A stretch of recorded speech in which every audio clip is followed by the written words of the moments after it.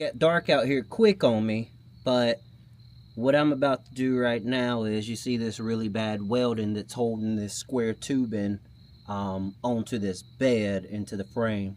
I'm about to grind down all these welds so that we can pull this bed off of this frame. I don't know who did this, you know, we went through a lot when we bought this truck, but this ain't right.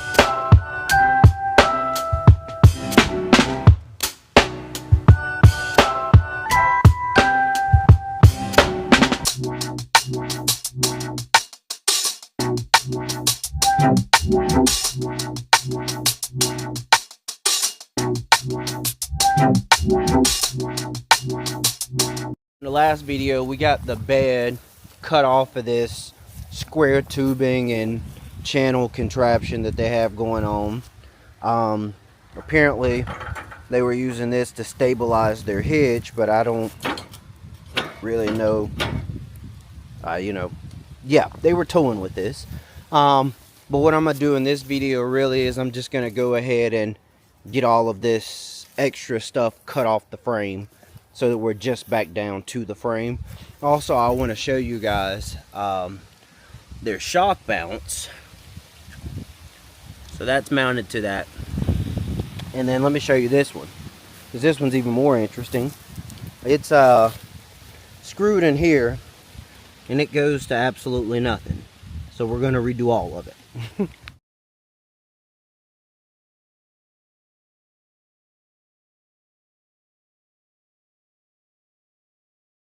So I reckon today what we'll do is we'll go ahead and start taking all the stuff off the front of the swept line so that we can get the cab ready to put on top of the donor chassis. So that's pretty much what we're going to do. We'll see if I finish or not.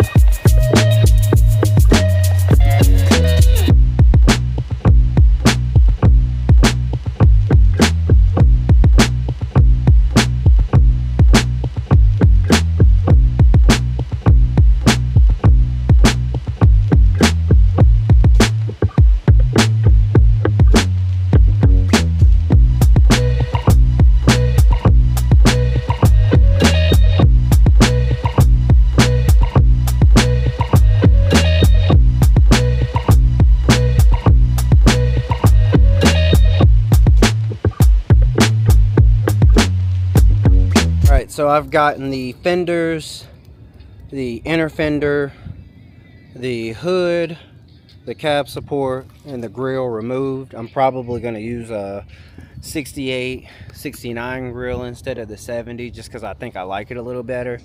I have one of the inner fenders still sitting on there because it's got fuel pumps and fuel filters on it, etc. But what I'm going to do now is I'm going to go ahead and take these cab mounts loose. That way we're ready to try to place this cab on the new frame so we can see where we have to put the new cab mounts.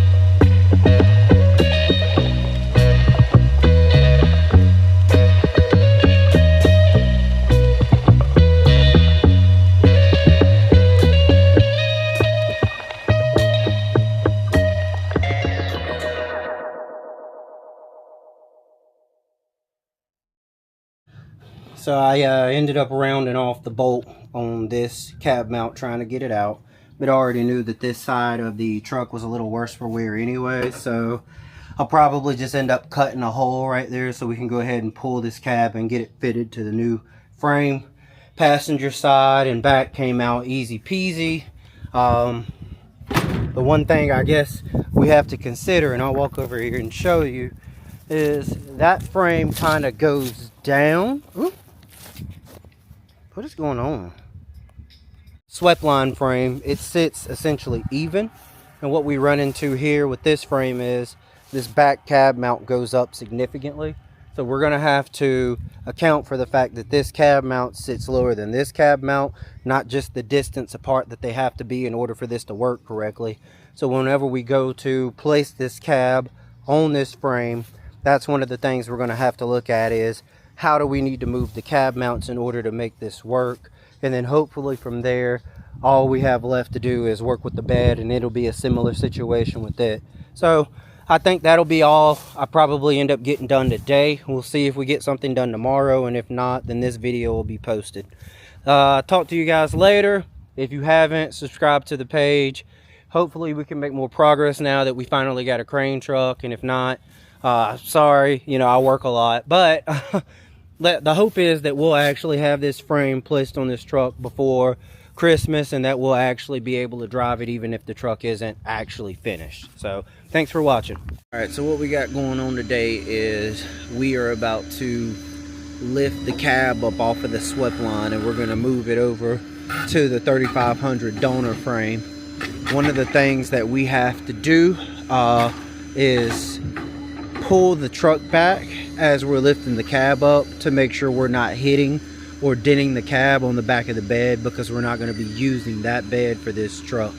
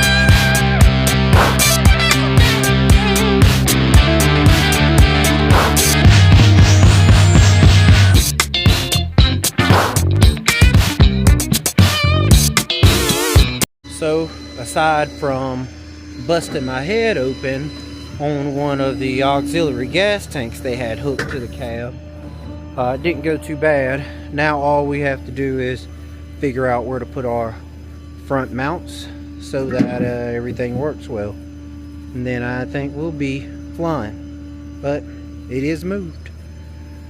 Talk to you guys later. Like and subscribe.